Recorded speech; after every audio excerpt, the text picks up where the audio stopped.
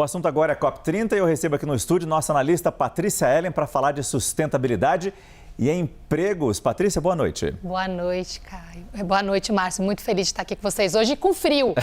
E com frio também.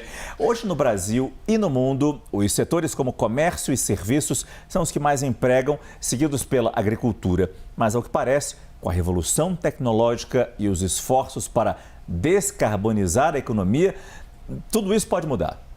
É isso mesmo, Márcio. Pode mudar e com dois contextos diferentes. Nós estamos passando pela revolução tecnológica, que coloca muitos desses empregos em risco. Hoje, cerca de metade dos empregos no mundo devem ter o percentual de automação e algumas atividades devem desaparecer. O Brasil, segundo a OCDE, é um dos países com maior risco, que tem uma questão de escolaridade, desigualdade, até 60% dos empregos em risco. Ou seja, pelo menos entre 15 e 20 milhões de empregos até 2030 terão um percentual automatizado. Mas aí vem a boa notícia do outro lado, que é a Revolução Verde. A Revolução Verde pode gerar pelo menos entre 7,5 e 10 milhões de oportunidades de novos empregos e atividades que geram renda para a população. Então é isso que a gente precisa trabalhar. A gente tem até alguns dados que a gente trouxe aqui para mostrar um pouco para você. Vamos lá.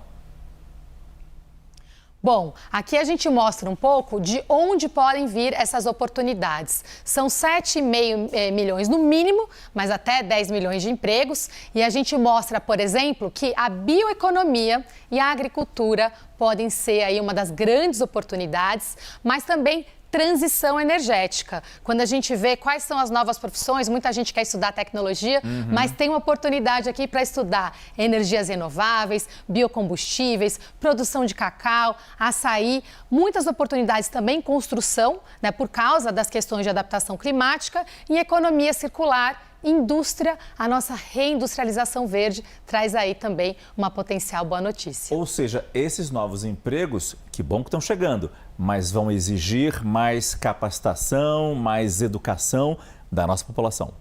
É isso mesmo. E aí, Márcio, você trouxe um ponto importante, porque eu dei o exemplo, por exemplo, em construção. A gente já está vendo um exemplo prático falando de COP, né, em Belém. Em Belém, teve a geração de pelo menos 13 mil novos empregos, mas traz a necessidade de capacitação. Por isso que nós conversamos um pouco, tanto com o prefeito de Belém, como o diretor do SEBRAE do Pará, para entender com eles um pouco, existem essas oportunidades mesmo? E na parte da capacitação, o que está sendo feito para que essas oportunidades sejam alcançadas pela população? Vamos ver um trecho dessa entrevista, então. Belém vai passar a ser conhecida no Brasil e no mundo como a capital da Amazônia. E isso vai, inclusive, mudar a nossa matriz econômica, que hoje é apenas de comércio. A grande parte da nossa economia vem do nosso comércio, vem dos serviços. Nós vamos passar agora a ter não só a cadeia do turismo como uma fonte de emprego e renda, como também a industrialização dos nossos commodities, nossa matéria-prima. Tudo isso importantíssimo para que a gente possa gerar emprego, gerar renda e movimentar a economia da cidade.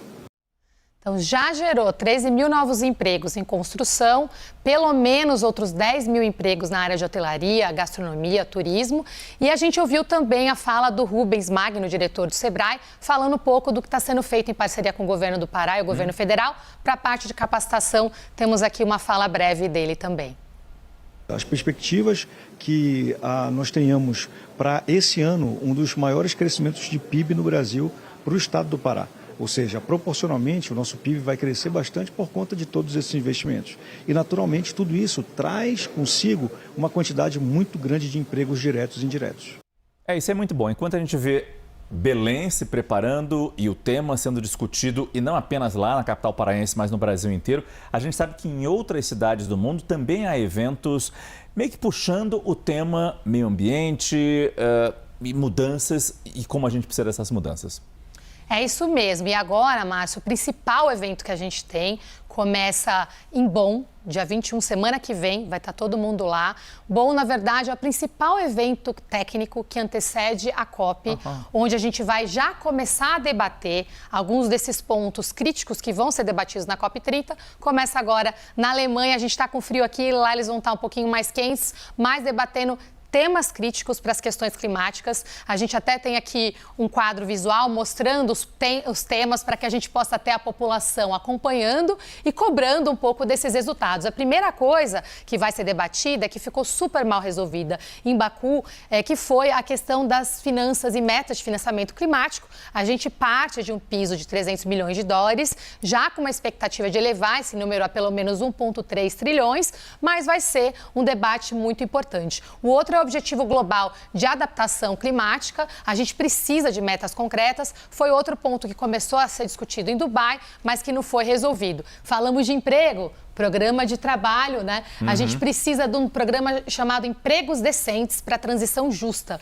porque senão a gente tem a revolução tecnológica. Se a gente não combinar com ela a revolução verde, a gente vai perder essa oportunidade de incluir aí bilhões de pessoas no mundo todo. E para finalizar, o artigo 6 do Acordo de Paris, onde nós vamos estar definindo o famoso mercado de carbono que vai, volta, avança, para. A gente vai discutir tanto o artigo 6.2 quanto o 6.4. A expectativa junto com isso do governo brasileiro é também iniciar o debate do balanço ético global com relação ao que eles chamam de Global Stock Take, para que as ações aconteçam na prática e, se for bem sucedido, em bom, a gente tem uma perspectiva melhor para a COP30. Ou seja, essas discussões já estão acontecendo, já começaram a acontecer, os debates já começaram e a expectativa é que se chegue na COP30 com tudo definido. Será? Nós esperamos que sim, porque não temos tempo a perder. Fica a dica para a população em casa que a Revolução Verde é emprego, temos a principal razão para cobrar. Patrícia Ellen, analista de COP30 aqui da CNN Brasil, muito obrigado mais uma vez, boa noite. Obrigada, muito obrigada, Márcio. Valeu.